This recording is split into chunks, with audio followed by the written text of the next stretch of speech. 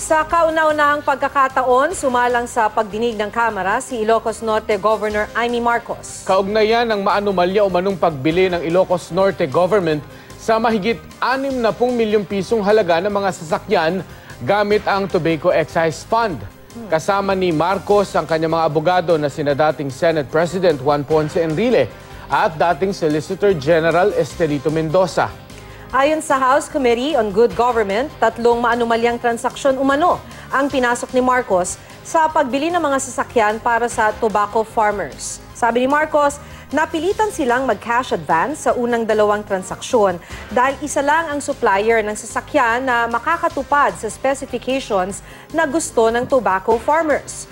Sabi ni Marcos, hindi rin daw nire-rehistro ang farm equipment, bagay na inalmahan naman ni Congressman Johnny Pimentel. Pinalaya naman ng komite ang 6 na financial officers ng Ilocos Norte na tinaguri ang Ilocos 6 matapos silang sumagot sa tanong ng mga kongresista ngayong araw. Sinabayan din ng kilos protesta ang pagdinig ng Kamara. Bahagya pa ngang nagkabangayan ng mga grupong pumapanig kay Marcos at grupong kumokontra sa kanya.